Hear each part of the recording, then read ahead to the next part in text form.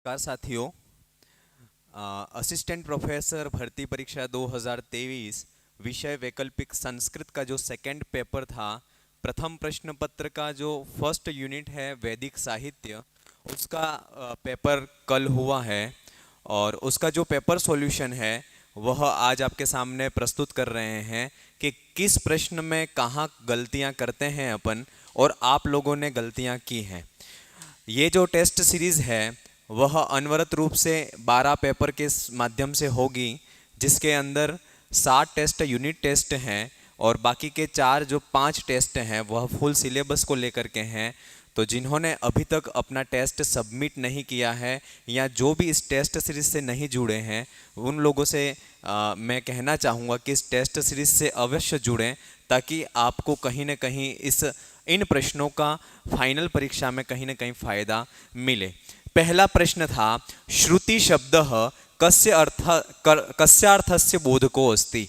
विकल्प है वेदस्य, स्मृति ग्रंथस्य, निरुक्तस्य, व्याकरणस्य। इसका सही आंसर है वेदस्य। वेद शब्द है वह विद और घय धातु से बना हुआ है और इसका अर्थ होता है ज्ञान या ज्ञान का संग्रह। वेद जो शब्द है वह चार धातुओं से विभिन्न अर्थ में बनता है। जैसे विद धातु है वह विद धातु 4 अर्थों में प्रयुक्त होती है। पहला है विद सत्तायाम, विद ज्ञाने, विद विचारणे, विदलरि लाभे। ये 4 अर्थों में विद धातु प्रयुक्त होती है। आचार्य सायण ने वेद की परिभाषा बताई है, इष्ट प्राप्ति अनिष्ट परिहार्योर अलौकिक उपायम यो ग्रंथो वेदयति स वेदः। ये वेद की परिभाषा इंपॉर्टेंट है, एज इट इज परीक्षा में पूछी जा सकती है कि ये कथन किसका है, तो आचार्य सायण का ये कथन है। प्रश्न 2 है, होता कस्य वेदस्य मंत्रे देवानाम आह्वानम करोति। विकल्प सामवेदस्य, यजुर्वेदस्य, ऋग्वेदस्य, अथर्ववेदस्य। तो इसका सही विकल्प है 3 ऋग्वेदस्य। अब क्या है, चारों वेदों के ऋत्विक हैं और चारों वेदों के उपवेद हैं। हमें चारों वेदों के ऋत्विक भी पता होने चाहिए और चारों वेदों के उपवेद भी पता होने चाहिए। ऋग्वेद का ऋत्विक होता है, उपवेद आयुर्वेद है, यजुर्वेद का अथर्वयु और उपवेद है धनुर्वेद। सामवेद का ऋत्विक है उद्गाता, उपवेद है गांधर्ववेद। अथर्ववेद का ऋत्विक है ब्रह्मा और उपवेद है ब्रह्मवेद। ये 4 वेदों के ऋत्विक और 4 वेदों के उपवेद होते हैं जहां से प्रश्न बनने के चांस होते हैं। अगला प्रश्न बहुत ही इंपॉर्टेंट है, तस्मात् कर्मसु प्राधान्यम अत्र कस्य वेदस्य प्राधान्यम प्रतिपादितम। तो ये एक सूक्ति है जो तैत्तिरीय संहिता की भाष्य में लिखा हुआ है। बहुत डीप से प्रश्न है लेकिन पूछा जाता है, नेट वगैरह में भी पूछा है। तो इसका सही विकल्प है यजुर्वेदस्य, विकल्प 2। तैत्तिरीय संहिता की भाष्य भूमिका में सायण यजुर्वेद के महत्व का प्रतिपादन इस प्रकार किया है। किस प्रकार, भित्ति स्थानीय यजुर्वेद चित्र स्थानावीतरो तस्मात् कर्मसु यजुर्वेदस्यैव प्राधान्यम। अर्थात यजुर्वेद है वह भित्ति है और अन्य जो वेद हैं ऋग्वेद सामवेद आदि जो हैं वह चित्र के समान है और जो कर्म में यजुर्वेद का ही प्राधान्य होता है और इसका सही विकल्प है यजुर्वेद। प्रश्न 4 है, कल्प साहित्य गण्यते। कल्प के अंतर्गत क्या क्या आते हैं, तो इसके विकल्प कूट का, हमें सही कूट का चयन करना था। विकल्प है गौतम धर्म सूत्र, पाणिनीय शिक्षा, नारदीय शिक्षा, वेतान श्रोत्र सूत्र। तो इसका सही जो विकल्प था वह चौथा था, अ और द।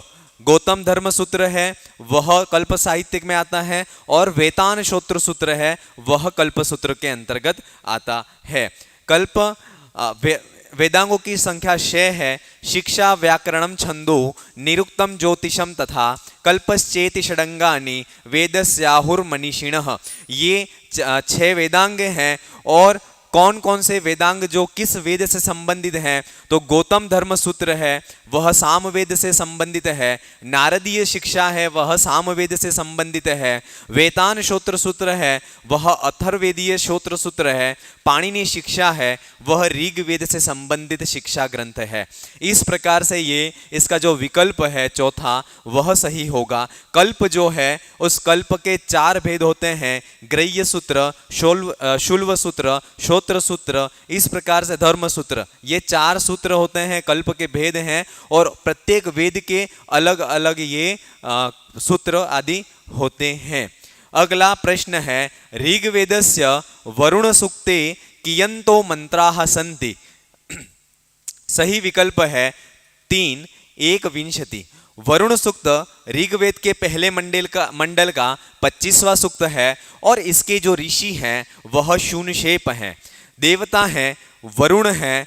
वरुण सूक्त की प्रमुख महत्वपूर्ण सूक्तियां हैं वह है वेदः मासो धृतव्रतो 12 प्रजाव्रतः वेदाय उपजायते बिभ्रद्रापि हिरण्यम वरुणो वस्त्रनिर्जितं यो वेदा यो विनाम पद मंत्रिक्षेण पतताम वेदः नाव समुद्र्यः। ये जो सूक्तियां हैं वह भी वरुण सूक्त की हैं, वरुण सूक्त के ऋषि हैं, शून्यशेप हैं। जितने भी सूक्त हमारे सिलेबस में हैं उन सूक्तों के ऋषि, उन सूक्तों के मंडल और ये सारी चीज़ें हमें पता होना चाहिए। अगला जो प्रश्न है इतिहास पुराणम पंचमं वेदानां वेदम एतयः पंक्तया संबद्धः उपनिषदः का। इससे इस पंक्ति से संबंधित उपनिषद कौन सा है, तो इसका सही विकल्प है छांदोग्योपनिषद। पहले यूनिट की जो ये पहली इकाई है पहले पेपर की, उसमें ये चीज ध्यान रखना है अपन को कि वेदों, उपनिषदों, ब्राह्मण और आरण्यक में कौन सी सूक्ति कहाँ से ली गई है ये पूछा जाता है। छांदोग्योपनिषद यह सामवेदीय उपनिषद है, इसमें 8 अध्याय और इसमें प्रमुख जो महत्वपूर्ण संवाद है वह प्रवाहन जाबाली संवाद, सनत कुमार सानद संवाद महत्वपूर्ण है। दूसरा जो उपनिषद है श्वेता श्वेतरोपनिषद, यह कृष्ण यजुर्वेद से संबंध उपनिषद है और इसमें 6 अध्याय हैं और इसमें मुख्य रूप से एकेश्वरवाद और रुद्र जो है उनका विश्व रूप है वह दर्शाया गया है और ये इसके महत्वपूर्ण विषय हैं। अगला तीसरा उपनिषद है प्रश्नोपनिषद। यह उपनिषद अथर्ववेद की पिपलाद शाखा से संबद्ध है। पिपलाद शाखा का संबंध अथर्ववेद से है और प्रश्नोपनिषद का संबंध अथर्ववेद की पिपलाद शाखा से है। इसमें महर्षियों द्वारा 6 प्रश्न पूछे गए हैं जिसके कारण इसका नाम प्रश्नोपनिषद पड़ा। चौथा है मंडूकोपनिषद। अथर्ववेद की शौनक शाखा से संबंध है इसका और इसमें 3 मुंडक हैं और प्रत्येक मुंडक में 2 खंड हैं, ठीक है। और इसकी एक महत्वपूर्ण ये सूक्ति है जो मोस्ट ऑफ परीक्षा में पूछी जाती है, द्वा सुपर्णा सयुजा सखाया, मतलब 2 पक्षियों के रूपक से के माध्यम से जीव और ब्रह्म का जो भेद है वह इस रूपक के माध्यम से 2 पक्षियों के रूपक के माध्यम से समझाया गया है और वह है मुंडकोपनिषद। अगर वेद से संबंधित प्रश्न आ जाए द्वा सुपर्णा सयुजा सखाया, निम्नलिखित पंक्ति कौन से वेद की है, तो यह पंक्ति अथर्ववेद की है। प्रश्न 7 है जो 2014 वाली भर्ती में भी पूछा गया था, सस्यमी मर्त्य पच्यते सस्यमीवा जायते पुनः इति केनोक्तम। ये बात जो है वह किसने कही थी, तो ये जो बात थी वह नचिकेता ने बोली थी। कब बोली थी, जब तृतीय वर्ग के रूप में यम उनसे मृत्यु रहस्य के बारे में पूछते हैं। उस समय यम जो है वह नचिकेता को बहुत सारे प्रलोभन देते हैं, लेकिन उन सारे प्रलोभनों को जो नचिकेता थे वह ठुकरा देते हैं और वह बस उसी वर जो उन्होंने मांगा था उसका उत्तर ही उनसे यम से पूछते हैं। कठोपनिषद की अवधारणाएं, प्रमुख कठोपनिषद में क्या क्या वर्णन है, तो श्रेय प्रेय का विवेचन मिलता है और यहाँ पर यम नचिकेता संवाद है। रथ रूपक की कल्पना भी कठोपनिषद में है। अग्नि चयन, मृत्यु रहस्य, ये सारी चीजें कठोपनिषद में मिलती हैं। और इसकी प्रमुख सूक्तियां हैं, न वित्तेन तर्पणीयो मनुष्य, अजो नित्य शाश्वतो यम पुराण, अंगुष्ठ मात्र पुरुषोन्तरात्मा, स्वर्गे लोके न भयम किंचिद, नास्ति न तत्र त्वं न जरया विभेति। ये सारी उक्तियां हैं वह कठोपनिषद में मिलती हैं। अगला प्रश्न 8वां है, यह भी अहम राष्ट्रीय संगमनी वसुनाम इति कस्मिन सूक्ते वर्तते। जो सूक्त हैं उन सूक्तों के जो मंत्र हैं वह सारे हमें पता होना चाहिए, और ये तभी पता होंगे हम इनका नित्य प्रतिदिन पाठ इत्यादि को करेंगे। इसका विकल्प है 3 वाक सूक्ते। वाक सूक्त ऋग्वेद के 10वें मंडल का 125वां सूक्त है, और इसमें कुल जो मंत्र संख्या है वह 8 है। इसकी जो ऋषि है वह है वागाम्भृणी, और यह आध्यात्मिक सूत्र है, आध्यात्मिक सूक्त है। जो वाक सूक्त है वह आध्यात्मिक सूक्त की श्रेणी में आता है। वाक के लिए जो प्रयुक्त विशेषण है वह है राष्ट्री, चिकीर्तुषी, यज्ञानाम प्रथमा। ये सारे विशेषण, इसमें यज्ञानाम प्रथमा जो विशेषण है वह इंपॉर्टेंट है, परीक्षा में भी पूछा जाता है। सूक्तियां इसकी हैं, यम कामये तम तमुग्रम करोमि, अहम रुद्रेभिर्वसुभिश्चरामि, अहम रुद्राय धनुरा तनोमि। ये तीनों सूक्तियां हैं वह वाक सूक्त से रिलेटेड हैं। अगला प्रश्न है, वेदाः अपरुषेयाः सन्ति इति मतम अस्ति। ये मत किसका है? तो इसका सही विकल्प है दयानंदस्य। जो दयानंद सरस्वती हैं उनका ये मत था कि जो वेद हैं वह अपौरुषेय हैं। मैक्स मुलर जो थे वह वेदों का समय जो है वह 1200 ईस्वी पूर्व मानते हैं। तिलक जो हैं वह 4000 ईस्वी पूर्व, 6000 ईस्वी पूर्व मानते हैं। वेबर जो हैं वह वेदों का समय 1500 ईस्वी पूर्व मानते हैं। प्रश्न 10वां है, अर्थवादः इत्यस्य अभिप्रायः अस्ति। बहुत ही डीप का क्वेश्चन है ये भी, और इसका सही विकल्प है स्तुति निंदा परक विषयः। वाचस्पति मिश्र ने ब्राह्मण ग्रंथों के 4 प्रयोजन बताए हैं, निर्वचन, विनियोग, प्रतिष्ठा और विधि। इसमें जो प्रतिष्ठान है उस प्रतिष्ठान को दूसरा नाम अर्थवाद कहते हैं, और अर्थवाद और प्रतिष्ठान का मतलब यही है कि यज्ञों की जो विधियां हैं उनकी प्रशंसा करना अथवा निंदा करना, ये अर्थवाद का अर्थ हो गया। अगला प्रश्न है, ऐत्रेय ब्राह्मण ग्रंथानुसारेण शूनशेपस्य पितुर्नामः किम आसीत्। ठीक है, और इसका सही विकल्प है 3 अजिगर्त। ऐत्रेय ब्राह्मण ऋग्वेद का प्रसिद्ध ब्राह्मण है, ये सब आपको पता ही है। और इसमें देखिए ऋग्वेद का जो ऐत्रेय ब्राह्मण है वह बहुत ही इंपॉर्टेंट है, इसमें से प्रश्नों को पूछा जाता है। इसलिए एक बार ऐत्रेय ब्राह्मण को बहुत अच्छे से आप लोग पढ़ करके जाना, क्योंकि इसमें से प्रश्न पूछे जाते हैं। ऐत्रेय ब्राह्मण ऋग्वेद का प्रसिद्ध ब्राह्मण ग्रंथ है। इसमें 40 अध्याय हैं और इसमें शून्यशेप आख्यान प्रसिद्ध है। सबसे इंपॉर्टेंट जो आख्यान है वह शून्यशेप ही आख्यान ही है। शून्यशेप आख्यान, इस आख्यान को हरिश्चंद्र आख्यान भी कहते हैं। और विश्व विश्रुत सबसे अधिकतर जगहों पर या किताबों में चरेवेती जो गान है वह हम सुनते हैं, और लौकिक भाषा में या कहीं पर हम लेक्चर दें वहाँ पर भी ये बोलते हैं चरेवेती। इसका जो हमें शिक्षा है वह शून्यशेप आख्यान में मिलती है, और इसका संबंध ऐत्रेय ब्राह्मण से है। अब इसकी जो कथा है उसको संक्षिप्त में देख लेते हैं कि राजा हरिश्चंद्र के जब कोई पुत्र नहीं था तब वह पुत्र प्राप्ति के लिए वरुण की उपासना करते हैं, और उपासना से रोहित नाम का पुत्र होता है। निर्धन लोभी ब्राह्मण अजिगर्त का पुत्र शून्यशेप था। ठीक है, और अजिगर्त वरुण के यज्ञ में स्वयं अपने पुत्र शून्यशेप की बलि देने के लिए तैयार हो जाते हैं, और शून्यशेप मृत्यु से बचने के लिए वरुण और अग्निदेव की स्तुति करते हैं, और अंत में मृत्यु से बचकर जो शून्यशेप हैं वह विश्वामित्र की गोद में बैठ जाते हैं, और विश्वामित्र उनको दत्तक पुत्र बना लेते हैं और उसका नाम देवरात रखते हैं। ये भी इंपॉर्टेंट है कि शून्यशेप का विश्वामित्र ने क्या नाम रखा था, तो वो नाम रहा था देवरात। ठीक है, प्रश्न अगला है, कस्याम उपनिषदि भृगुवल्ली उपदिष्टाः। अगला सही विकल्प है तैत्तिरीय उपनिषद। यह उपनिषद कृष्ण यजुर्वेदीय तैत्तिरीय शाखा के अंतर्गत तैत्तिरीय आरण्यक का अंग है।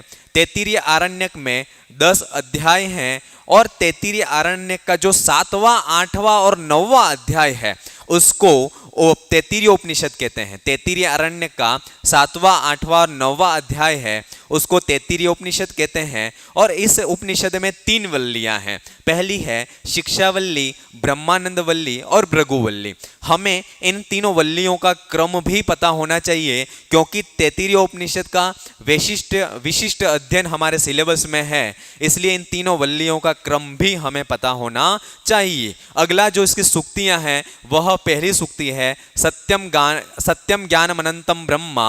अगली है अन्नाद भूतानि जायन्ते जातान्यन्नेन वर्धन्ते इतो यतो वा इमानि भूतानि जायन्ते श्रुतम में गोपाय और स्वाध्यायन मां प्रमदः। ये परीक्षा अंतिम जो सूक्ति है वह 2014 में भी पूछी गई थी और साथ में 2020 का जो पेपर हुआ था उसमें भी पूछी गई थी, इसलिए सूक्तियों पर विशेष हमें ध्यान देने की जरूरत है। अगला प्रश्न है 13वां तदंतरस्य सर्वस्य तदु सर्वस्यास्य बायत कुत्र इयम उक्ति। इसका सही विकल्प है ईशावास्योपनिषदि। ईशावास्योपनिषद, तैत्तिरीयोपनिषद और कठोपनिषद, इन तीनों उपनिषदों को बहुत ही अच्छे से डीप में पढ़ करके जाना है क्योंकि इनका विशिष्ट अध्ययन हमारे सिलेबस में है। ईशावास्योपनिषद अपन सभी जानते हैं शुक्ल यजुर्वेद का अंतिम 40वां अध्याय है और इसका संबंध जो है वह माध्यन्दिन व काण्व दोनों शाखाओं से मिलता है। इसमें कुल मंत्रों की संख्या है 18 है और इसकी प्रमुख अवधारणाएं हैं कर्म मार्ग का वर्णन, विद्या व अविद्या का विवेचन, संभूति असंभूति का विवेचन और निष्काम कर्म का उपदेश। और इसकी प्रमुख सूक्तियां हैं कुर्वन्नवेह कर्माणि जिजीवेशच्छतं समा अविद्या मृत्युम तीर्त्वा विद्यामृतमश्नुते तत्र कह मोह कह शोक एकत्वम मनुपश्यतः। ये जो सूक्तियां हैं वह ईशावास्योपनिषद की हैं।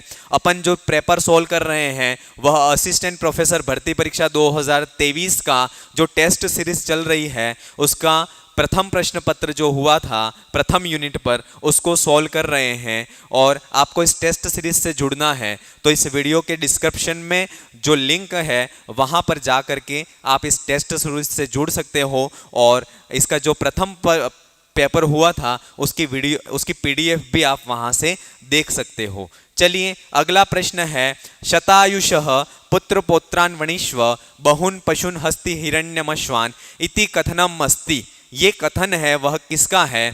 तो ये जो है कथन है वह यमराज का है और यमराज नचिकेता को बहुत सारे प्रलोभन देते हैं कि तुम कोई दूसरा वर मांग लो और उस वर को के लिए मैं तुम्हें इतना सब कुछ दे रहा हूं, ये सब कुछ ले लो लेकिन तुम दूसरा वर कोई भी मांग लो। प्रस्तुत मंत्र कठोपनिषद का है। यम नचिकेता संवाद का महत्वपूर्ण मंत्र है ये। जब नचिकेता तृतीय वर के रूप में परमात्मा रहस्य अथवा मृत्यु रहस्य के बारे में पूछते हैं तब यमराज नचिकेता को अनेक प्रलोभन दे करके अन्य दूसरा वर मांगने को कहते हैं और कहते हैं शतायुषः पुत्र पौत्रान् वृणीष्व बहुन पशुन हस्ति हिरण्यमश्वान भूमेर मद यह महदायतनम वृणीष्व स्वयं च जीवम शरदो यावदिच्छसि। कि तुम मतलब पुत्र पौत्र इनको ले लीजिए, मतलब 100 वर्ष की तक तुम जियो, इसको ले लीजिए मेरे से। बहुत सारे पशु, हाथी, घोड़े, इन सबको ले लीजिए। यहाँ बहुत बड़ा भूमि का जो तुम्हें भार चाहिए, बहुत बड़ी भूमि चाहिए तो वो तुम भी ले लो। यहाँ खुद 100 सालों तक जियो, ऐसा कोई वर भी तुम्हें चाहिए तो वह भी तुम ले लो। लेकिन ये जो परमात्मा रहस्य है या मृत्यु रहस्य है इसके बारे में तुम मेरे से मत पूछो, ऐसा यमराज उनसे कहते हैं। लेकिन नचिकेता कहाँ मानने वाले थे? वह तो सिर्फ यही जानना चाहते थे कि वास्तव में परमात्मा रहस्य है तो है क्या। चलिए प्रश्न 15 है ऋग्वेदस्य पंचम मंडलस्य ऋषि क। इसका सही विकल्प है 2 अत्रि। 10 मंडल हैं ऋग्वेद में और 10 मंडलों के ऋषियों का हमें पता होना चाहिए। और इसकी एक शॉर्ट ट्रिक्स भी है कि मधु मित्रदेव ने अत्रि भरवश कण से सोम में श्रद्धा की। ये जो है वो शॉर्ट ट्रिक्स है, एक बार मैं फिर रिपीट कर रहा हूँ। मधु मद मित्र देव ने अत्रि भर वश कण से सोम में श्रद्धा की। ये जो है वह 10 ऋषियों को याद करने के लिए शॉर्ट ट्रिक्स है। प्रथम मंडल के ऋषि हैं मधुच्छंदा, द्वितीय मंडल के ग्रसमद, तृतीय मंडल के ऋषि हैं विश्वामित्र, चतुर्थ मंडल के ऋषि हैं वामदेव, पंचम मंडल के जो ऋषि हैं वह है अत्रि, षष्ठ मंडल के ऋषि हैं भारद्वाज, सप्तम मंडल के ऋषि हैं वशिष्ठ, अष्टम मंडल के जो ऋषि हैं वह है कण्व, नवम मंडल के जो ऋषि हैं वह सोम हैं, और दशम मंडल के ऋषि हैं त्रित, विमद और श्रद्धा। ये इसके ऋषि हैं। अगला प्रश्न है वंश मंडल से ऋषि नास्ति। कौन से ऋषि ऐसे हैं जो वंश मंडल के नहीं हैं? तो इसका सही विकल्प है एक सोम। ऋग्वेद में 10 मंडल हैं, जिसमें दूसरे मंडल से 7वें मंडल को वंश मंडल कहते हैं। बहुत ही इंपॉर्टेंट प्रश्न है। दूसरे मंडल से 7वें मंडल को वंश मंडल कहते हैं। तृतीय मंडल के ऋषि विश्वामित्र हैं, चतुर्थ मंडल के वामदेव हैं, षष्ठ मंडल के भारद्वाज हैं, और सोम जो हैं वह नवम मंडल के ऋषि हैं, और जो वंश मंडल में 9वां मंडल है वह वंश मंडल में नहीं आता। 9वां मंडल है वह सोम देवता को समर्पित मंडल है। ये चीज़ भी हमें ध्यान में होनी चाहिए। अगला प्रश्न है मंत्र ब्राह्मणयोर वेद नाम ध्येयम इति केनोक्तम। ये किसने कहा है? तो ये जो कथन कहा है वह आपस्तंभेन, इनके द्वारा ये कथन कहा गया है। तीसरा जो प्रश्न है उसमें आपको कूट है, उस कूट का चयन करना है। प्रश्न पुरुष सूक्त से आया है कि चंद्रमा की उत्पत्ति किससे होती है? तो चंद्रमा की उत्पत्ति मनसः, मन से होती है। अग्नि की उत्पत्ति किससे होती है? तो अग्नि की उत्पत्ति मुखात, मुख से होती है। वायु की उत्पत्ति जो होती है वह प्राणात होती है, और वैश्य की उत्पत्ति उरु, जंघा से होती है। ये एक मंत्र भी है पुरुष सूक्त का, और इसका सही विकल्प है विकल्प 2। पुरुष सूक्त ऋग्वेद के 10वें मंडल का 90वां सूक्त है। इसके ऋषि हैं नारायण हैं, देवता पुरुष हैं, और यह दार्शनिक और सृष्टि उत्पत्ति विषयक सूत्र है। ठीक है, और इसमें चारों वर्णों के उत्पत्ति का वर्णन है, और उसके लिए एक ये जो दोनों मंत्र हैं वह हमें याद होने चाहिए, और डेफिनेटली इन दोनों मंत्रों में से मोस्ट ऑफ परीक्षाओं में प्रश्न पूछे जाते हैं। चंद्रमा मनसो जातः चक्षु सूर्यो अजायतः मुखादिन्द्रश्चाग्निश्च प्राणाद् वायुरजायतः ब्राह्मणस्य मुखोमासीत् बाहुराजन्यः कृत ते हम। ये इसकी प्रमुख सूक्तियां हैं, लेकिन इसकी जो ब्राह्मण से मुखम आसीद बाहुराजन्य कृतः उरु तदस्य यद विश्यम पदभ्याम शुद्रो जायतः, ये पूरा मंत्र है, ये अपन को याद होना चाहिए। एक ये सूक्ति है तेह नाकम महिमानः सचंतः यत्र पूर्वे साध्याः सन्ति देवा। ये जो सूक्त है, ये इसका जो मंत्र का सूक्त है वह है पुरुष सूक्त। ये अपन को पता होना चाहिए। और एक ये भी है पुरुष एवेद्यम सर्वम यद भूतम यच्च भव्यम। ये भी पुरुष सूक्त का मंत्र है। प्रश्न अगला है 19वां। साम विकाराः परिगणिताः सन्ति। साम विकार है वह कितने हैं? विकल्प 4 सही है। 6 स्वरों के आरोह अवरोह से युक्त मंत्रों का गान जो है वह साम कहलाता है। साम का अर्थ है गीति युक्त मंत्र। जैमिनीय सूत्र में गीति को ही साम की संज्ञा दी है। गीतिषु समाख्या, ये जो उक्ति है वह जैमिनीय सूत्र में कही गई है, ये भी हमें पता होना चाहिए। गीतिषु समाख्या, ठीक है। साम विकार, साम गान में संगीत के अनुकूल जो शाब्दिक परिवर्तन किया जाता है उसे साम विकार कहते हैं। साम विकार 6 हैं। विकार, विश्लेषण, विकर्षण, अभ्यास, विराम और स्तोभ, ये 6 साम विकार होते हैं।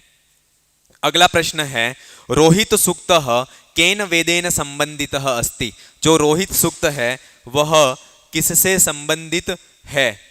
तो इसका सही विकल्प है 4 अथर्ववेदेन। अथर्ववेद से जो रोहित सूक्त है वह संबंधित है। ठीक है। अथर्ववेद के महत्वपूर्ण सूक्त जो हैं वो ये हैं, पृथ्वी सूक्त 12वां कांड है, ब्रह्मचर्य सूक्त है, विवाह सूक्त है, काल सूक्त है, व्रात्य सूक्त है, मधु विद्या सूक्त है और रोहित सूक्त है। ये जो सारे सूक्त हैं वह अथर्ववेद से संबंधित हैं। अगला प्रश्न है, यजुर्वेदस्य देवताः अस्ति, ठीक है। तो यजुर्वेद के कौन से देवता हैं? तो यजुर्वेद के सबसे जो देवता है वह वायु हैं। चारों वेद हैं और चारों वेदों के देवता भी फिक्स हैं। तो चलिए, ऋग्वेद का अग्नि देवता है, यजुर्वेद का वायु देवता है, सामवेद है उस सामवेद का आदित्य या सूर्य देवता है और अथर्ववेद का जो देवता है वह सोम देवता है। ये चारों वेदों के चारों देवता भी हमें याद होने चाहिए। अगला प्रश्न है, पूर्वार्चिकस्य पंचम अध्यायः केन नाम्ना धी अभिधीयते, ठीक है। और इसका सही विकल्प है पावमान कांड, ठीक है। सामवेद को दो भागों में बांटा है, ये अपन सब चीज हूबहू जानते हैं। पूर्वार्चिक और उत्तरार्चिक दो भागों में सामवेद को बांटा है। पूर्वार्चिक को 4 कांड और 6 अध्यायों में बांटा है और अध्यायों को कांडों में बांटा है। इसका पहला अध्याय जो है सामवेद का वह आग्नेय कांड कहलाता है। अपन पूर्वार्चिक की बात कर रहे हैं, उत्तरार्चिक की बात नहीं कर रहे हैं। पूर्वार्चिक में पहला अध्याय आग्नेय कांड के नाम से जाना जाता है। अध्याय 2 से 4 तक जो है वह ऐन्द्र कांड के नाम से जाना जाता है। अध्याय 5 है वह पावमान कांड के नाम से जाना जाता है और अध्याय जो 6 है वह आरण्य कांड के नाम से जाना जाता है, ठीक है। प्रश्न 23वां है, आदित्य संप्रदायस्य संबंधः केन वेदेन सह वर्तते। आदित्य संप्रदाय का संबंध किसले है? तो प्रश्न का सही विकल्प है, उत्तर है शुक्ल यजुर्वेदेन। यजुर्वेद के 2 संप्रदाय हैं, ब्रह्म संप्रदाय और दूसरा है आदित्य संप्रदाय। ब्रह्म संप्रदाय के अंतर्गत कृष्ण यजुर्वेद तथा आदित्य संप्रदाय के अंतर्गत शुक्ल यजुर्वेद आता है। कृष्ण यजुर्वेद को ब्रह्म संप्रदाय कहते हैं, आदित्य संप्रदाय को शुक्ल यजुर्वेद भी कहते हैं। चलिए, एक महत्वपूर्ण जो कंफ्यूज करता है वह 24वां प्रश्न है, प्रातिशाख्य से संबंध केन वेदांगेन नास्ति। ये जो प्रातिशाख्य ग्रंथ है उसका संबंध किससे नहीं है? तो इसका सही विकल्प है ज्योतिष वेदांगेन, क्योंकि जो प्रातिशाख्य है वह प्रत्येक शाखा से संबंध, व्याकरण आदि का जो बोध कराने वाले ग्रंथ हैं वह प्रातिशाख्य कहलाते हैं। और प्रातिशाख्यों का संबंध शिक्षा, व्याकरण और छंद से तो है, लेकिन उनका संबंध जो है वह ज्योतिष के साथ में नहीं है। ये जो प्रश्न है वह ऋक् सूक्त संग्रह से लिया गया है, इसलिए आपको कहीं कोई कंफ्यूज होने की जरूरत नहीं है। अगला प्रश्न है, अंतरिक्ष स्थानीय देवता नास्ति। कौन सा देवता जो अंतरिक्ष स्थानीय नहीं है? सारे जितने देवता अपने सिलेबस में है उनका जो निवास स्थान है वह हमें पता होना चाहिए, वहां से भी प्रश्न पूछे जाते हैं। तो अंतरिक्ष स्थानीय देवता कौन सा नहीं है? तो विकल्प 4 सही है, वरुण। निरुक्त के देवत कांड में तिस्र एव देवता कहा गया है और पहला द्विस्थानीय देवता है विष्णु, वरुण, सूर्य, अश्विनो, ये द्विस्थानीय देवता हैं। अंतरिक्ष स्थानीय देवता इंद्र, वायु, रुद्र, पर्जन्य, यह जो अंतरिक्ष स्थानीय देवता हैं। पृथ्वी स्थानीय देवता में अग्नि, सोम, बृहस्पति, ये पृथ्वी स्थानीय देवता हैं। एक 26वां प्रश्न जो कि कंफ्यूज करता है, ऋक् तंत्र केन वेदेन संबंधः अस्ति। तो इसका सही विकल्प है सामवेद। 2 चीजें हैं, एक तो होता है ऋक् तंत्र और दूसरा होता है ऋक् प्रातिशाख्य, ठीक है। तो ऋक् तंत्र का संबंध सामवेद की कौथुम शाखा से है और ये प्रातिशाख्य ग्रंथ है और इसके जो रचयिता हैं ऋक् तंत्र के वह शाकटायन है। अगर परीक्षा में ऋक् प्रातिशाख्य पूछ लिया जाता है, तंत्र नहीं पूछा जाता है, तो ऋक् प्रातिशाख्य के रचयिता शौनक हैं और इसका जो संबंध है वह ऋग्वेद से है। ये चीज हमें यहीं क्लियर हो जानी चाहिए। ऋक् तंत्र का संबंध सामवेद से है, इसके रचयिता जो है वह शाकटायन है और ऋक् प्रातिशाख्य पूछा जाता है तो उसका संबंध शौनक है, इसके रचयिता शौनक हैं और इसका संबंध ऋग्वेद से है। अगला प्रश्न है, मैक्स मुलरस्य वैदिक कालस्य भाग नास्ति। मैक्स मुलर ने जो 4 भाग माने हैं उसमें कौन सा भाग मैक्स मुलर का नहीं है? तो इसका जो दूसरा विकल्प है कृतिका काल, यह इसका सही विकल्प है। मैक्स मुलर ने वैदिक काल को 4 भागों में बांटा है, सूत्र काल, ब्राह्मण काल, मंत्र काल और छंद काल। सूत्र काल 600 ईस्वी से 200 ईस्वी पूर्व तक, ब्राह्मण काल 800 ईस्वी पूर्व से 600 ईस्वी पूर्व तक, मंत्र काल 1000 ईस्वी पूर्व से 800 ईस्वी पूर्व तक, छंद काल 1200 ईस्वी पूर्व से 1000 ईस्वी पूर्व तक। ये मैक्स मुलर ने वैदिक काल का विभाजन किया है। हम इस टेस्ट सीरीज में एक नवाचार कर रहे हैं।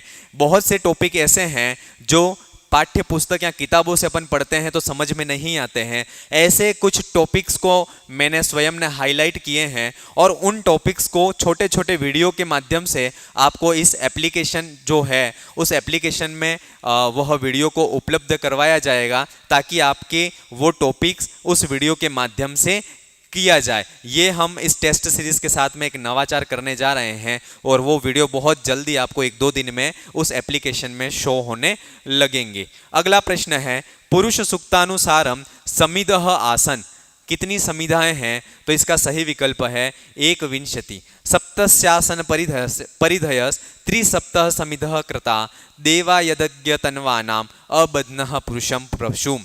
जिस समय देवताओं ने यज्ञ का विस्तार करते हुए पुरुष रूपी पशु को युक्त या थंबे से बांधा, उस समय उस यज्ञ की, जिस यज्ञ को वह कर रहे थे, उस यज्ञ में 7 तो परिधियां थी और 21 वहां पर समिधा बनाई गई थी। अगला विकल्प प्रश्न है 29वां है, भूतस्य जातः पतिरेकः आसीत् पतिरेकः क आसीत्। तो इसका विकल्प है हिरण्यगर्भ।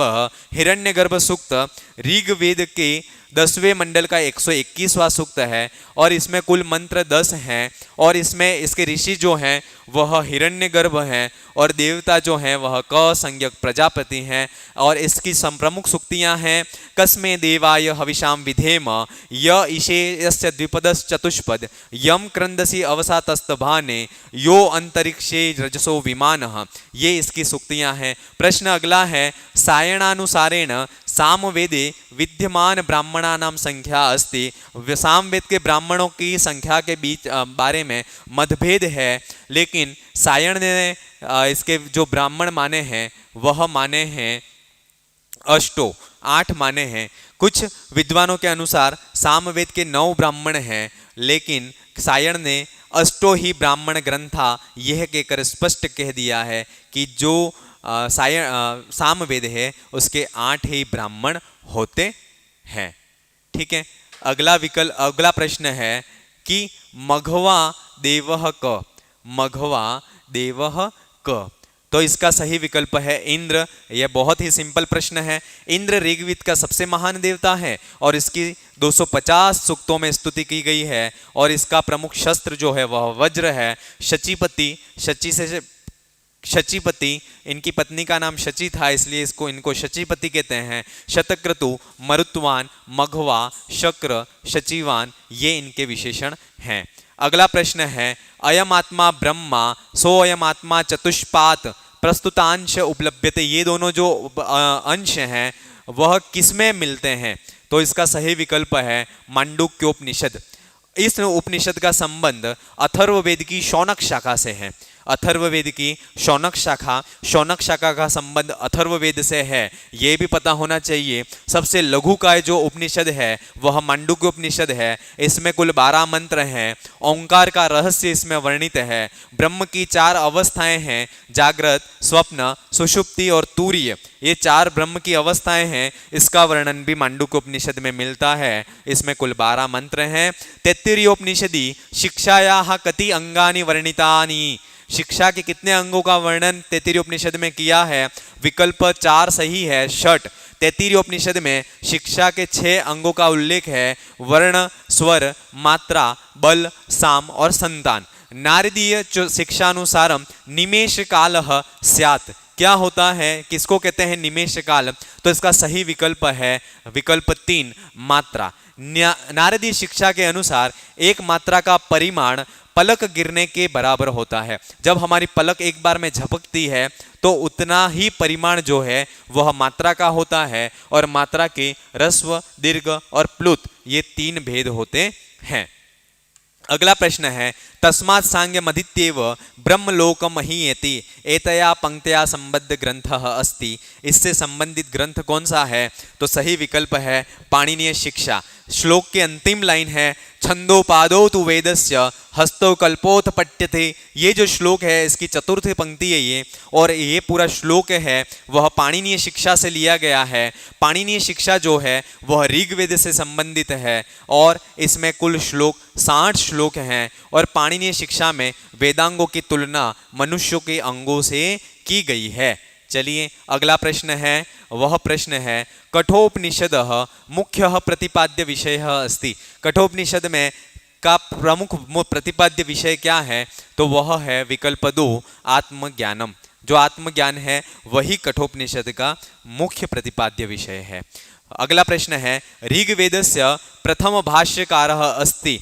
तो ऋग्वेद के प्रथम भाष्यकार हैं वह स्कंद स्वामी हैं। ऋग्वेद के भाष्यकारों में स्कंद स्वामी सबसे प्राचीन है, और जो सायण हैं उन्होंने भी ऋग्वेद पर भाष्य लिखा है, लेकिन सर्वप्रथम अगर भाष्य उन्होंने लिखा है तो वह तैत्तिरीय संहिता पर लिखा है। यह बहुत ही इंपॉर्टेंट है क्योंकि सायण जो भाष्यकारों में बहुत ही प्रसिद्ध हैं, और बहुत इनके बारे में प्रश्न नेट में भी पूछा जाता है कि सायण ने सर्वप्रथम भाष्य किस पे लिखा था, तो वह तैत्तिरीय संहिता पर उन्होंने लिखा था। ये चीज अपन को भी पता होना चाहिए। अगला प्रश्न है बृहति छंदसी कानि अक्षराणि भवन्ति।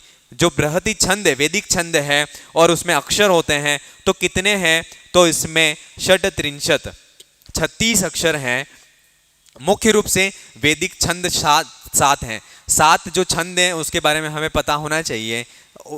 गायत्री छंद है, उष्णिक छंद है, अनुष्टुप छंद है, बृहति छंद है, पंक्ति, त्रिष्टुप और जगति। गायत्री में 24 अक्षर होते हैं। इन सारे छंदों को क्रम से याद कर लीजिए, और सारे अक्षरों में 4 का अंतर होता है। ये चीज हमें पता हो जानी चाहिए। गायत्री में 24, उष्णिक में 28, सब में 4 का अंतर होता है। तो ये सारे चीज जो 7 छंद हैं उन 7 छंदों के अक्षर जो वर्ण है हमें पता होना चाहिए। अगला प्रश्न है भाव काल कारक संख्या इति 4 अर्थाः भवन्ति। बताइए कौन कौन से इसके अर्थ होंगे?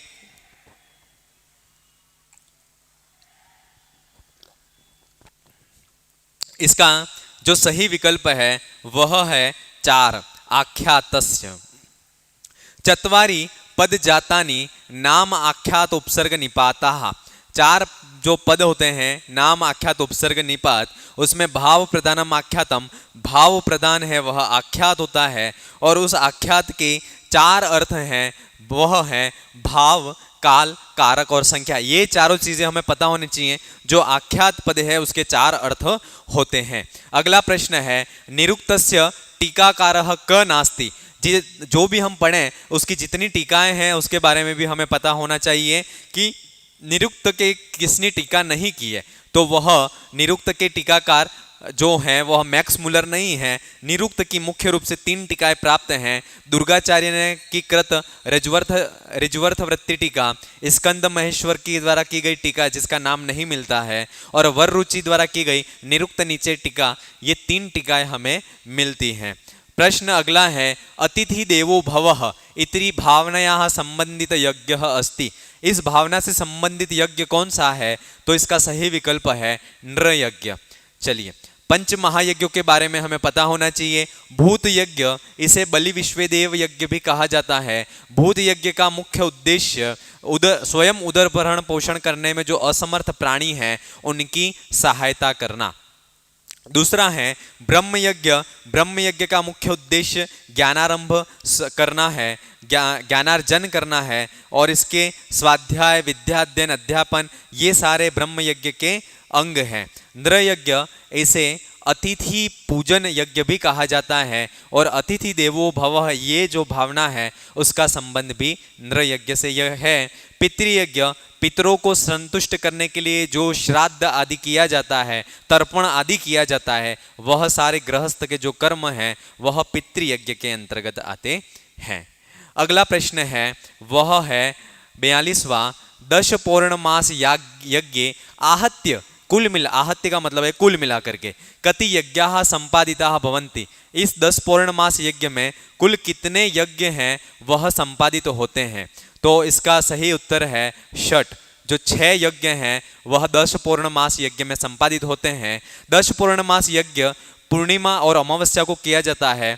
10 पूर्णमास यज्ञ हवीर यज्ञ है, ये चीज हमें पता होना चाहिए। 10 पूर्णमास यज्ञ हवीर यज्ञ है और इसमें प्रयाजों की संख्या है वह 5 है और इसकी जो दक्षिणा है वह अन्वाहार्यम है। और 10 यज्ञ में 2 प्रकार के इसमें यज्ञ होते हैं, एक तो होता है दश यज्ञ और दूसरा होता है पौर्णमास यज्ञ। तो दश यज्ञ जो है उसमें 3 यज्ञ होते हैं, अग्नि प्रीत्यर्थक पुरुडाश यज्ञ, इंद्र प्रीत्यर्थक पुरुडाश यज्ञ, इंद्र प्रीत्यर्थक पयोद्रव्यक यज्ञ। ये 3 दश यज्ञ हैं और 3 पौर्णमास यज्ञ हैं और उनके नाम हैं अष्ट कपाल पुरोडाश यज्ञ, उपांशु यज्ञ और एकादश कपाल पुरोडाश यज्ञ।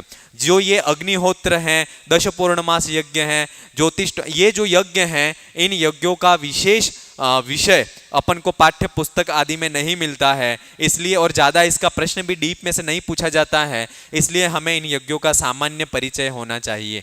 ठीक है, 10 पूर्णमास यज्ञ हवीर यज्ञ है, यह इंपॉर्टेंट प्रश्न है। अगला प्रश्न है उत्तप्त वागेव गिथोत गीथा चेति स उद्गीत कुत्रेयम उक्ति। यह कहाँ की उक्ति है? तो यह है बृहदारण्यकोपनिषद की है। बृहदारण्यकोपनिषद शतपथ ब्राह्मण के 14वें कांड का अंतिम भाग है और इसमें 6 अध्याय हैं और इसकी प्रमुख सूक्तियां हैं। आत्मे वेदमग्र आसित पुरुष विदः विज्ञानम आनंदम ब्रह्मा अस्तो मां सद्गमय, हम सभी पढ़ते हैं तमसो मां ज्योतिर्गमय। ये सारी जो है वह बृहदारण्यकोपनिषद की सूक्तियां हैं। अगला है स्वर्ग कामः डैश डैश डैश जुहुयात। बीच में रिक्त स्थान में क्या होगा? तो स्वर्ग कामः अग्निहोत्रम जुहुयात, ये वैदिक सूक्ति है और वह वैदिक सूक्ति को यहाँ हूबहू पूछ लिया गया है। और अग्निहोत्र यज्ञ है वह हवीर यज्ञ है। ठीक है, 10 पूर्णमास यज्ञ भी हवीर यज्ञ है, अग्निहोत्र भी हवीर यज्ञ है। इस यज्ञ का मुख्य जो द्रव्य है वह दुग्ध है और इसका संपादन प्रतिदिन प्रातः काल और सायंकाल में होता है और इसमें मुख्य रूप से प्रातः काल में सूर्य की उपासना की जाती है और सायंकाल में अग्नि देवता की उपासना की जाती है। ये महत्वपूर्ण है। अगला शंकराचार्य महोदयानुसारम उपनिषद शब्दे स्थित सद धातु कस्मिन अर्थे न प्रयुज्यते। उपनिषद में जो सद धातु वह किस अर्थ में नहीं है? तो इसका सही विकल्प है मुक्त्यर्थे। उपनिषद शब्द उपनिषद और क्वीप से बना है जिसका अर्थ शंकराचार्य ने ब्रह्म विद्या माना है। तत्व ज्ञान के लिए गुरु के पास सविनय बैठना और ज्ञान अर्जन करना यही उपनिषद का काम है। सद धातु 3 अर्थों में प्रयुक्त होती है। अगला प्रश्न है शिक्षया षड अंगेषु, जो 6 अंग थे उसमें जो बल है उस बल के अंदर क्या क्या आते हैं? बल मध्ये अंतर्भाव भवति, किस किस का अंतर्भाव होता है? तो इसका सही विकल्प है उच्चारण स्थान और प्रयत्नयोः। तैत्तिरीय उपनिषद में शिक्षा के 6 अंग बताए हैं। उन 6 अंगों में बल के अंतर्गत उच्चारण स्थान और प्रयत्न आते हैं। अगला है अथर्ववेदस्य प्रतिपाद्य विषय वर्तते। अथर्ववेद में का प्रतिपाद्य विषय क्या है? तो इसका प्रतिपाद्य विषय है प्रायश्चितम। ठीक है, प्रायश्चित इसका जो विषय है वह प्रतिपाद्य विषय है। ऋग्वेद का प्रतिपाद्य विषय है स्तुति है, यजुर्वेद का इज्जा है, सामवेद का उपासना है और अथर्ववेद का प्रतिपाद्य विषय है वह है प्रायश्चित। अगला प्रश्न है सामगानस्य विभागः नास्ति। सामगान जो है उसका विभाग कौन सा नहीं है? तो इसका द्वितीय विकल्प प्रतिकार सही नहीं है। प्रतिकार नहीं है, प्रतिहार है, ये कंफ्यूज करता है। सामवेद में सामगान के 5 विभाग हैं, प्रस्ताव, उद्गीत, प्रतिहार, उपद्रव, निधन। ठीक है, प्रतिकार गलत है, प्रतिहार होना चाहिए। ठीक है, इसका सही जो नहीं है सामगान का प्रकार वह प्रतिकार है। प्रश्न अगला है नारदीय शिक्षानुसारम तानाः भवन्ति। तो इसका सही विकल्प है 149, मतलब है 49। ठीक है, नारदीय शिक्षानुसारम सप्तस्वराः त्रयो ग्रामा मूर्छनास्त्वेकविंशति ताना 49 इत्येतत् स्वरमंडलम। ये बात स्वर मंडल के बारे में कही गई है कि 7 स्वर हैं, 3 ग्राम है, मूर्छना 21 है और तान है वह 49 होती हैं। अगला प्रश्न है तैत्तिरीयोपनिषदानुसारम चतुर्विध व्यावृत्ति मध्ये कस्य गणना न भवति, किसकी गणना नहीं होती है। तैत्तिरीय उपनिषद में 4 व्यावृत्तियां बताई हैं, उसमें जो स्व ओम है उसकी गणना नहीं होती, विकल्प 4 सही है। तैत्तिरीय उपनिषद में चतुर्विध व्यावृत्तियों का विवेचन मिलता है, भू भुव स्व और मह, तो इसमें जो ओम है वह नहीं है।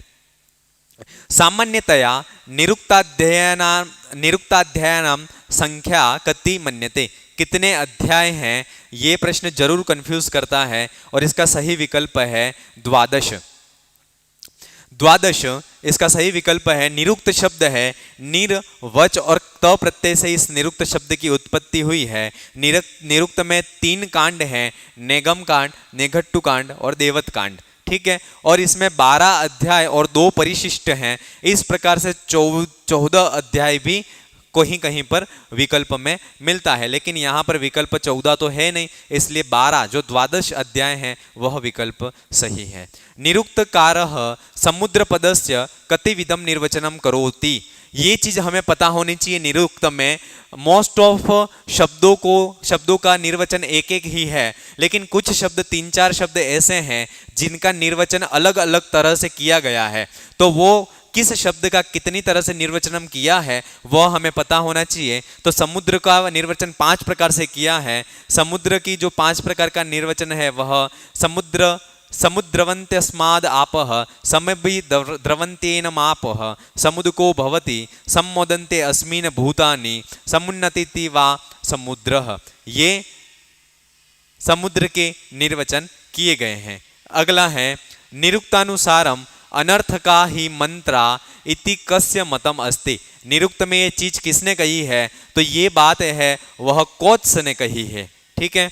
अगला प्रश्न है शबर स्वामी महोदयानुसारम ब्राह्मण ग्रंथानां प्रतिपाद्य विषयः कतिविधम अस्ति, शबर स्वामी ने ब्राह्मण ग्रंथों के प्रतिपाद्य विषय के बारे में एक श्लोक बताया है और इसका सही विकल्प है 10 विधः। इन्होंने 10 प्रकार से ब्राह्मण ग्रंथों का प्रतिपाद्य विषय बताया है।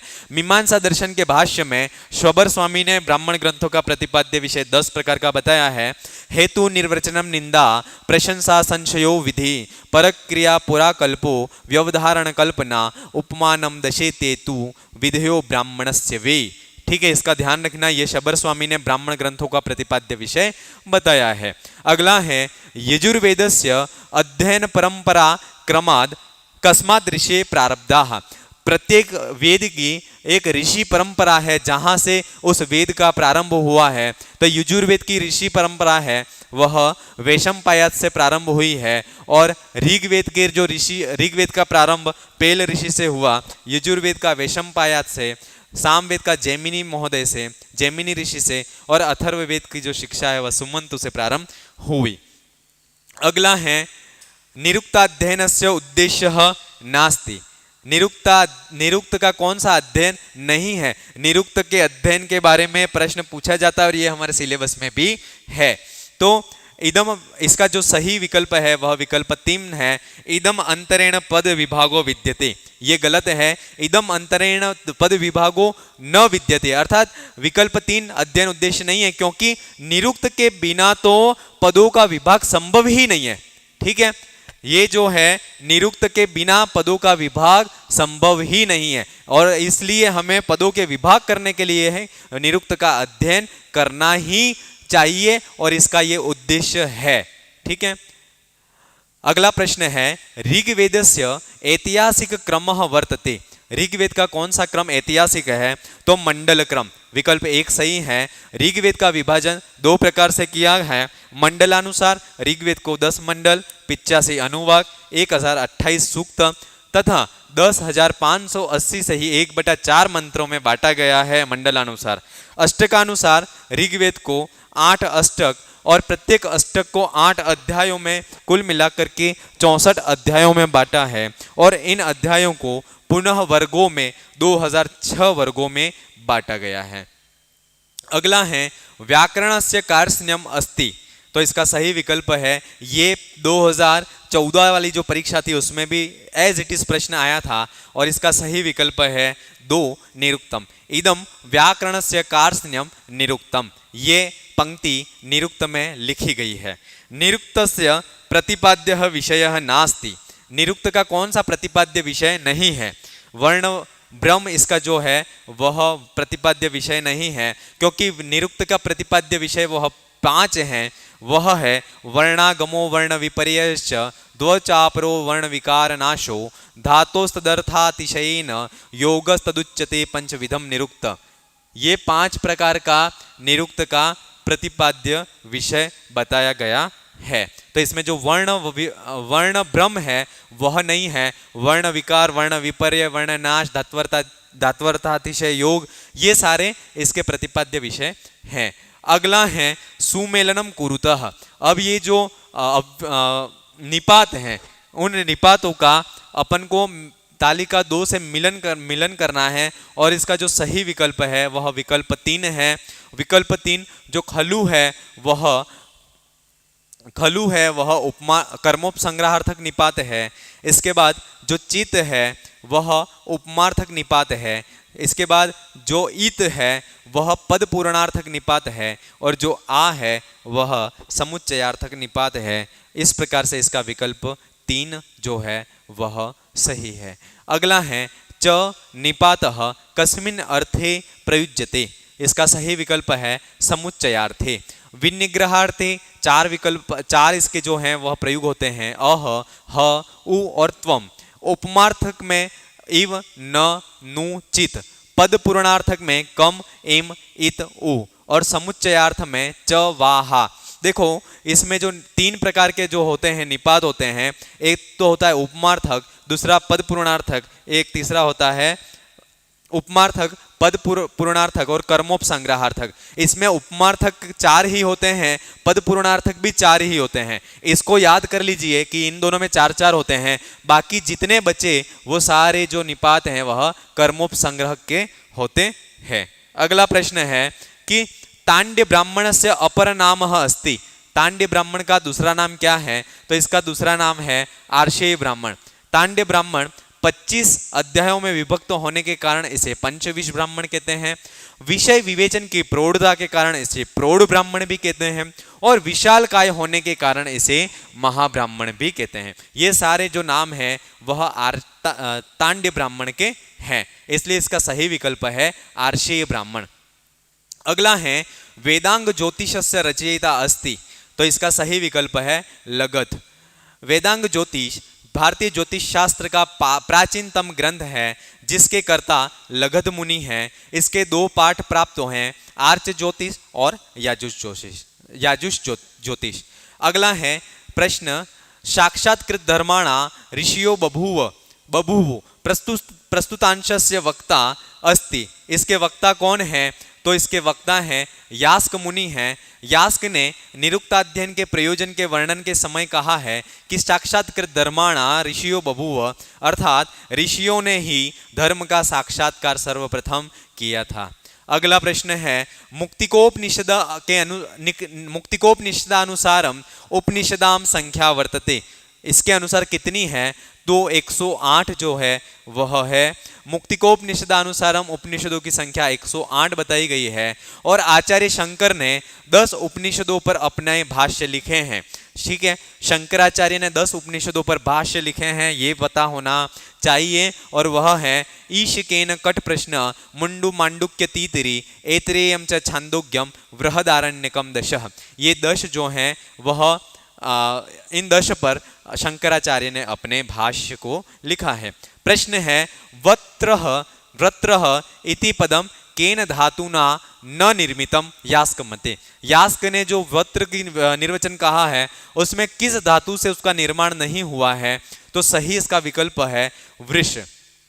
निरुक्त में वृत्र की उत्पत्ति 3 धातुओं से बताई गई है, वृद्ध, व्रीय और वृत। ठीक है, ये 3 धातु से और तीनों के निर्वचन इस प्रकार है व्रणोतेर्वा, वर्ततेर्वा और वर्धतेर्वा। ठीक है, इसका सही विकल्प है वृष, तीसरा विकल्प। समीचीन कथन कूटस्य चयनम कुरुतः। अब आपको सही चयन कूट का चयन करना है कि शिक्षावल्ली कठोपनिषदि वर्तते, सत्व प्रधानानि नामानि भवन्ति, विद्यामृतमश्नुते कृष्णयजुर्वेदे प्राप्यते और षड भाव विकारेषु तृतीय भाव विकार वीर परिणमते अस्ति। इसमें कौन सा विकल्प सही है, कथन कौन सा सही है? तो इसका विकल्प 4 सही है। ख और घ जो हैं वह सही है। तैत्तिरीय उपनिषद में 3 वल्लियां हैं, शिक्षावल्ली, ब्रह्मानंद वल्ली और भृगुवल्ली, और विद्यामृतमश्नुते ईशोवास्योपनिषद का है, और ये जो ईशावास्योपनिषद है वह शुक्ल यजुर्वेद का भाग है, न कि कृष्ण यजुर्वेद का। और जो शिक्षावल्ली है वह कठोपनिषद की नहीं है अपितु तैत्तिरीय उपनिषद की है। चलिए अगला प्रश्न है, भूरिक गायत्री छंदसी कति वर्णाः भवन्ति? तो इसका सही विकल्प है 2, 25। गायत्री छंद में 24 वर्ण होते हैं, लेकिन एक वर्ण कम होने पर वह निश्चित गायत्री कहलाता है, एक वर्ण अधिक होने पर वह भूरिक गायत्री कहलाता है, 2 वर्ण अगर कम हैं तो वह विराट गायत्री छंद कहलाता है, और 2 वर्ण अधिक हैं तो वह स्वराट गायत्री कहलाता है। अगर प्रश्न यह आ जाता है कि निम्नलिखित में से 26 वर्णों वाला छंद कौन सा होता है, तो वह स्वराट गायत्री होता है। अगला है, नित्या खलु वेदाः इति केषाम् अभिमतम्? ये किसने कही है बात? तो प्राचीन भारतीय परंपरा के अनुसार वेदों को नित्य माना गया है। अगला प्रश्न है, निरुक्तम कस्य ग्रंथस्य व्याख्या रूपेण अस्ति? जो निरुक्त है वह किस ग्रंथ की व्याख्या है? तो ये जो निरुक्त है वह निघट्टु की व्याख्या है, और निरुक्त के रचयिता यास्क मुनि हैं। अगला प्रश्न है, चत्वारि श्रृंगा त्रयो अस्य पादा इति प्रस्तुतांशेन कस्य वेदांगस्य वैशिष्ट्यं प्रतिपादितम्? किसका वैशिष्ट्य प्रतिपादित किया है? तो इसका विकल्प है व्याकरण। व्याकरण का वैशिष्ट्य प्रतिपादित किया है। ऋग्वेद के एक मंत्र में व्याकरण शास्त्र को एक वृषभ के रूपक के रूप में बताया गया है, और उसकी ये जो मंत्र है वह इस प्रकार है, चत्वारि श्रृंगा त्रयोस्य पादा द्वे शीर्षे हस्त सप्त हस्तासु अस्य त्रिधा बद्धो वृषभोरोरविति महादेवो मर्त्यामा विशेषः। ठीक है, ये इसका मंत्र है, और इसमें व्याकरण का वैशिष्ट्य प्रतिपादित किया गया है। अगला है, व्याकरण शास्त्रस्य प्रयोजनम नास्ति? तो इसका सही विकल्प है 3। व्याकरण शास्त्र के 5 प्रयोजन हैं, रक्षा, ऊह, आगम, लघु और असंदेह। इस प्रकार से इसका जो आदेश है वह प्रयोजन नहीं है। कुर्वन्नवेह कर्माणि जिजीवेशच्छतं समा इति वचनम कस्याम उपनिषदि विराजते? तो यह इसका सही विकल्प है ईशोपनिषदि। ठीक है। अगला प्रश्न है, भाव विकाराः कस्मिन् विकल्पे समुचित क्रमेण अस्ति? जो भाव विकार हैं उनका सही क्रम कौन सा है? विकल्प 4, जायते, अस्ति, विपरिणमते, वर्धते, ये सही विकल्प है। षड भाव विकारा भवन्ति, ये वार्षायणी ने कहा है निरुक्त में, और जायते इनका क्रम है जायते, अस्ति, विपरिणमते, वर्धते, अपक्षीयते और विनश्यति, ये इसके भाव विकार हैं। अगला है, उन्नतिति निरुक्त्या अभिधीयते, ये किसका निर्वचन है? तो इसका सही विकल्प है उदकम। उन्नति अर्थात उन्नतिति उदकम अर्थात जो भिगोता है वह उदक कहलाता है। प्रश्न अगला है, समारता भवन्ति, ये जो है वह जो निघट्टु का निर्वचन है वहां से ये प्रश्न लिया गया है कि समारता भवन्ति, और इसका विकल्प 4 सही है निघट्टु। निघट्टु की निम्नलिखित व्युत्पत्तियां हैं, निगमा इमे भवन्ति, ते निगंतवः एव सन्तः, निगमनात् निघट्टवः उच्यते इति ओपमन्यवः, इनका कथन है, ये ध्यान रखना, ओपमन्यवः इनका कथन है। समारता भवन्ति इति निघट्टु, ये भी इसकी व्युत्पत्ति है। छंदोभ्यः समारत्यः, समारत्य समाम्नाता, ये जो है वह भी निघट्टु का ही निर्वचन है। अगला प्रश्न है, महानारायणीय उपनिषद कस्मिन् आरण्यके अस्ति? ये जो महानारायणीय उपनिषद है वह किस आरण्यक में है? तो इसका सही विकल्प है विकल्प 3, तैत्तिरीय। जो तैत्तिरीय आरण्यक है उसमें ये मिलता है। तैत्तिरीय आरण्यक कृष्ण यजुर्वेदीय आरण्यक है, इसमें 10 प्रपाठक हैं और इसका जो 7वां 8वां और 9वां जो प्रपाठक है वह तैत्तिरीय उपनिषद है और जो इसका 10वां प्रपाठक है वह महानारायणीय उपनिषद के नाम से जाना जाता है। और ये चीज हमें पता होना चाहिए, बहुत ही इंपॉर्टेंट प्रश्न है ये। ठीक है, अगला प्रश्न है कि मांडुकायिनी शाखा कस्य वेदस्य विद्यते। ठीक है, मांडुकायिनी शाखा है वह किस वेद की है? तो इसका सही विकल्प है ऋग्वेदस्य। किसकी शाखा है ये मांडुकायिनी? ऋग्वेद की शाखा है। चरण व्यू के अनुसार ऋग्वेद की 5 शाखाएं हैं, शाखल, वाष्कल, आश्वलायन, शांखायन और मांडुकायन। ये प्रत्येक वेद की जो शाखा महत्वपूर्ण है वो हमें पता होना चाहिए क्योंकि ये परीक्षाओं में पूछी जाती हैं। यजुर्वेद के 2 भाग हैं, शुक्ल यजुर्वेद, कृष्ण यजुर्वेद। शुक्ल यजुर्वेद में माध्यन्दिन शाखा या वाजस्नेयी शाखा, दूसरी शाखा है काण्व शाखा। कृष्ण यजुर्वेद की 4 शाखाएं उपलब्ध हैं, तैत्तिरीय, मैत्रायणी, कठ और कपिष्ठल शाखा। सामवेद की कौथुमीय, राणायनीय और जैमिनीय शाखा सामवेद की मिलती है। अथर्ववेद की पेपलाद, तोद, मौद, शौनकीय, जाजल, जलद, ब्रह्मवद, देवदर्श और चारणवेद्य, ये सारी जो शाखाएं हैं वह अथर्ववेद की शाखाएं हैं। अगला प्रश्न बहुत ही इंपॉर्टेंट है, दश यज्ञ कस्याम तिथौ क्रियते? तो इसका सही विकल्प है अमावस्या। ऐत्रेय ब्राह्मण में समस्त श्रोत यज्ञों को 5 भागों में बांटा है, अग्निहोत्र, दश पौर्णमास, चातुर्मास्य, पशु और सोम। दश पौर्णमास यज्ञ जो यज्ञ है वह 2 यज्ञों का सम्मिलित रूप है, दश यज्ञ और पौर्णमास यज्ञ। इसमें जो 10 यज्ञ है वह अमावस्या को किया जाता है और पौर्णमास यज्ञ है वह पूर्णिमा को किया जाता है। अगला प्रश्न है, तेन अस्मान ब्राह्मणस्पतिर्भि राष्ट्राय वर्धय सुक्तांशः कस्य सुक्तस्य अस्ति? तो इसका सही विकल्प है विकल्प 1 राष्ट्राभिवर्धन सुक्तस्य। यह सूक्त अथर्ववेद का पहले नंबर का 29वां सूक्त है और इसमें कुल मंत्र जो हैं वह 6 हैं और इसके ऋषि हैं वशिष्ठ हैं और देवता हैं ब्राह्मणस्पति या अभिवर्त मणि, ये इसके देवता हैं। और इसका जो प्रथम मंत्र है, अभिवर्तेन मणिना येनेन्द्रो अभिवाव्रते तेन अस्मान ब्रह्मणस्पतिभिर्राष्ट्राय वर्धयः। ये जो अभिवर्त मणि है उससे प्रार्थना की जा रही है। अगला प्रश्न है, छंदसूत्रम इति कस्य ग्रंथस्य इति ग्रंथस्य रचनाकारः अस्ति? तो इसके रचनाकार हैं पिंगल। ठीक है, और छंद की परिभाषा कात्यायन सर्वानुक्रमणी ग्रंथ में दी है, यदक्षरम परिमाणस्तच्छंदः। ठीक है, ये छंद की परिभाषा हो गई। अगला प्रश्न है, यत् पुरुषेण हविषा देवा यज्ञम अतन्वत तदा हवि किम आसीत? पुरुष के द्वारा जब यज्ञ किया गया, पुरुष रूपी यज्ञ किया गया, उसमें हवि क्या थी? ये पुरुष सूक्त का प्रश्न है। तो इस हवि उस समय क्या थी? तो इसका सही विकल्प है विकल्प 1 शरद।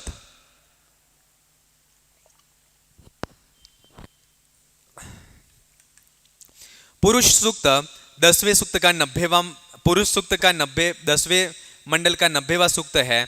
इसमें कुल 16 मंत्र हैं, नारायण इसके ऋषि हैं और ये जो मंत्र है वो बहुत इंपॉर्टेंट है। यत पुरुषेण हविषाम देवा यज्ञम अतन्वत वसंतोस्य सिद्धाज्यम ग्रीष्म इंधन शरदद्धवि।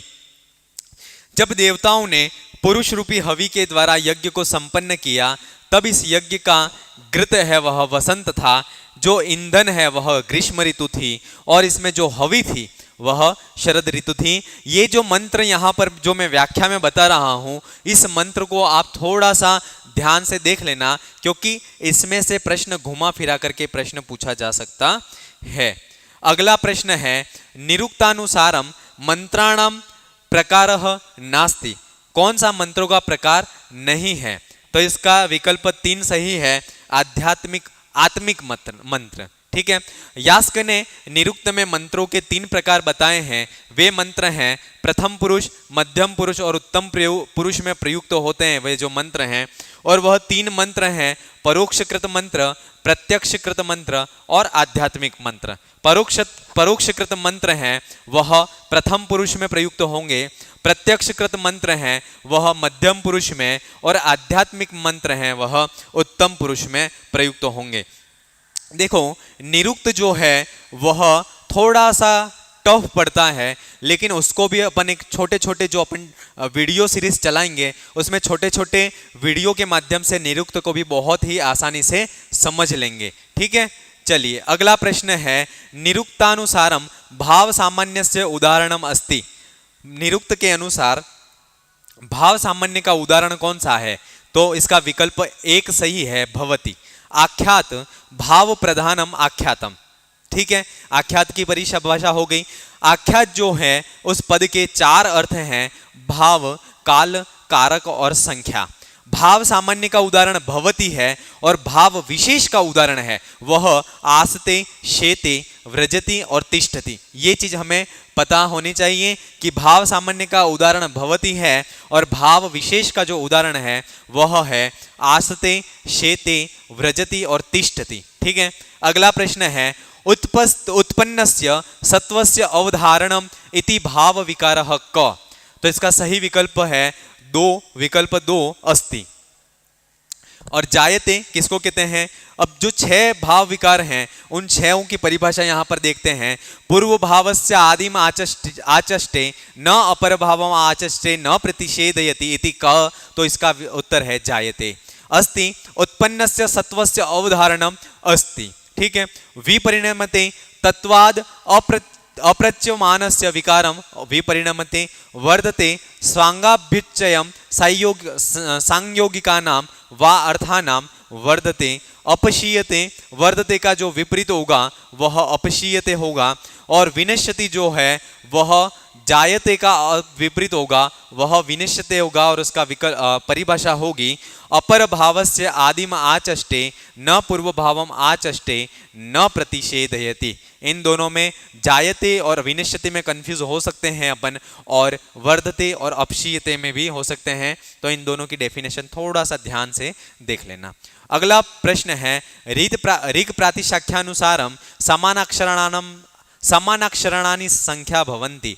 तो इसका विकल्प है अष्टो समानाक्षर। अष्टो समानाक्षराणि आदितः। प्रारंभ के जो 8 अक्षर हैं उनको समानाक्षर कहा है।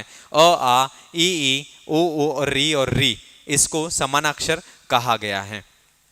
अगला है यद्यपि बहुनाधीशे तथापि पटपुत्र व्याकरणम स्वजन स्वजनो मा भूत सकलम शकलम तथा।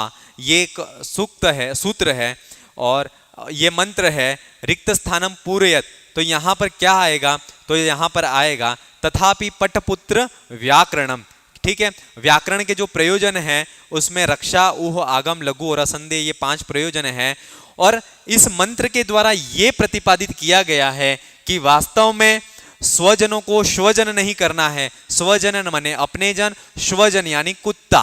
ठीक है, तो अपन को स्वजन नहीं करना है और ये तभी नहीं करेंगे जब हम व्याकरण को अच्छे से पढ़ेंगे। इसलिए व्याकरण की उपयोगिता इस मंत्र के द्वारा हमें बताई गई है।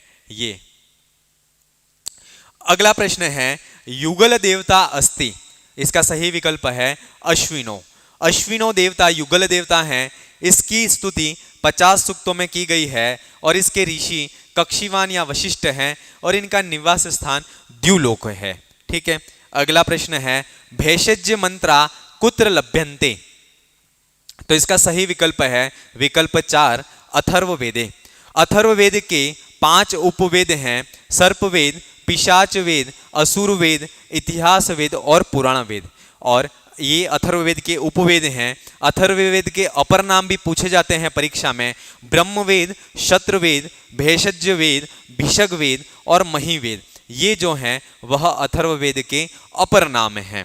अगला प्रश्न है ऋग्वेद संहिताया पद पाठकारो निम्नलिखितेषु को अस्ति। ठीक है, तो इसका सही विकल्प है शाकल्य। चारों वेदों के पद पाठकार हैं। ऋग्वेद के जो हैं वह शाकल्य हैं, शुक्ल यजुर्वेद के पद पाठकार हैं शाकल्य हैं, कृष्ण यजुर्वेद के आर्षेय हैं और सामवेद के गार्ग्य हैं और अथर्ववेद के जो पद पाठकार हैं वह अज्ञात हैं। अगला प्रश्न है सत्यम बृहद उग्र मुग्र दीक्षा तपो ब्रह्म यज्ञम पृथ्वीं धारयन्ति मंत्रांशोयम कस्मिन् वेदे विद्यते। तो ये अथर्ववेद में है और यह जो मंत्र है वह पृथ्वी सूक्त का पहला ही मंत्र है और पृथ्वी सूक्त है वह अथर्ववेद का है और पृथ्वी सूक्त में कुल 63 मंत्र हैं। अगला प्रश्न है निरुक्तानुसारम नाम पदस्य अर्थः नास्ति। निरुक्त अनुसार नाम पद का अर्थ कौन सा नहीं है? तो गुण नहीं है। ठीक है, नाम किसको कहते हैं? तो सत्व प्रधानानि नामानि, सत्व प्रधान जो होता है वह नाम होता है और नाम के 4 अर्थ हैं और वह है सत्व, द्रव्य, संख्या और लिंग। तो इसमें जो गुण है वह इसका प्रकार नहीं है। सत्व सामान्य से उदाहरणम अस्ति। सत्व सामान्य का उदाहरण कौन सा है? तो इसका सत्व सामान्य का उदाहरण है अदह। ठीक है, सत्व सामान्य का उदाहरण अदह इति सत्वानाम उपदेशः, ये बात कही गई है। और सत्व विशेष का जो उदाहरण है गो, अश्व, पुरुषः, हस्ति। हमें जो आख्यात भाव सामान्य के उदाहरण भी पता होना चाहिए, भाव विशेष के भी उदाहरण पता होने चाहिए और साथ में ही सत्व सामान्य और सत्व विशेष के भी उदाहरण हमें पता होना चाहिए। ठीक है, अगला प्रश्न है कि तत्वमसि इति महावाक्यम विद्यते। कहां पर ये महावाक्य इसका वर्णन मिलता है? तो इसका सही विकल्प है छांदोग्य उपनिषदि। यह सामवेदीय उपनिषद है और इसमें 8 अध्याय हैं और इसमें ऋषि सनत कुमार नारद संवाद, आरुणि श्वेत केतु संवाद इसमें मिलता है। अगला है केनोपनिषदः केन ब्राह्मणेन संबद्धाः। केनोपनिषद है वह तवलकार ब्राह्मण से संबंधित है। केनोपनिषद सामवेदीय ब्राह्मण है, सामवेदीय उपनिषद है और यह जैमिनीय शाखा से संबद्ध है और इसका संबंध तवलकार ब्राह्मण से है, इसलिए इसको तवलकारोपनिषद भी कहते हैं। इसमें 4 खंड हैं। तृतीय और चतुर्थ खंड में इसके उमा हेमवती के आख्यान द्वारा पर ब्रह्मा की सर्वशक्तिमता का विवेचन है। प्रश्न अगला 96 है ऋग्वेद संहितायाम किम मंडलम अर्वाचीनम प्रक्षिप्तम च मन्यते। तो इसका सही विकल्प है विकल्प 3 दशमम। ऋग्वेद के 10 मंडल हैं और इसका प्रथम मंडल और 10वां जो मंडल है वह अर्वाचीन है। वंश मंडल जो दूसरे से 7वें मंडल तक है वह सर्वाधिक प्राचीन है। अगला प्रश्न है आपस्तंभ श्रोत्र सूत्र से संबंध केन वेदेन सह अस्ति। तो इसका सही विकल्प है कृष्ण यजुर्वेदेन। कृष्ण यजुर्वेद से संबंधित अन्य श्रोत्र सूत्र हैं सत्याषाढ़, वेखानस, भारद्वाज, काठक, मैत्रायणी, बोधायन, आपस्तंभ और मानव श्रोत्र सूत्र। इनका संबंध है वह कृष्ण यजुर्वेद से संबंधित है। अगला प्रश्न है तदे जदि तन्ने जदि तद दूरे तदंतिके इति मंत्रांशः कुतः उद्धृतः। ये जो मंत्रांश है वह कहाँ से लिया गया है? तो इसका सही विकल्प है ईशोपनिषदि। ईशावास्योपनिषद यजुर्वेद का 40वां अध्याय है। इसमें विद्या अविद्या, संभूति असंभूति का विस्तृत विवेचन मिलता है। अगला प्रश्न है ऋग्वेदे बालखिल्य सुक्तानि संति। एक आपकी सूचना के लिए मैं फिर बता देता हूँ, इसी एप्लीकेशन में असिस्टेंट प्रोफेसर भर्ती परीक्षा का 3rd पेपर जो जीके वाला है वह जीके वाली टेस्ट सीरीज भी चल रही है। वह भी बहुत ही ऑथेंटिक और बहुत ही अच्छे बड़े पैमाने पर उस पर काम चल रहा है और बहुत ही अच्छी टेस्ट सीरीज है। आप वो टेस्ट सीरीज भी ज्वाइन कर सकते हो। साथ में ही ये जो पेपर अपन सोल्व कर रहे हैं संस्कृत विषय की टेस्ट सीरीज है उसको भी आप ज्वाइन कर सकते हो इस एप्लीकेशंस में।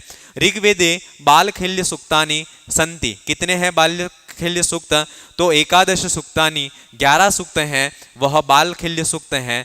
और इसमें जो 8वां मंडल है उसमें 49 से 59 तक जो सूक्त हैं वह बालखिल्य सूक्त कहे जाते हैं। अंतिम प्रश्न है, ऋग्वेदे सामवेदस्य तुलना केन सह अस्ति? यजुर्वेदे सामवेदस्य तुलना केन सह अस्ति? यजुर्वेद में एक पंक्ति मिलती है, तो उसमें सामवेद की तुलना किससे की गई है? तो प्राण तत्व के साथ में की गई है। यजुर्वेद में 3 वेदों का क्रमशः वाक, मन और प्राण, तीनों वेदों को क्रमशः ये कहा गया है, ऋचम वाचम प्रपद्ये, मनो यजुः प्रपद्ये, साम प्राणम प्रपद्ये। इस प्रकार से इसका सही विकल्प होगा वह होगा प्राण तत्व। ठीक है, इस प्रकार से ये जो वैदिक साहित्य की इकाई का जो यूनिट टेस्ट था वह आज संपन्न हुआ और इसका वीडियो सॉल्यूशन भी संपन्न हुआ। और अगला जो टेस्ट है वह 15 अगस्त को वैदिक वह होगा, दर्शन का होगा, और उसकी तैयारी आप अभी से कंटिन्यू करें। धन्यवाद।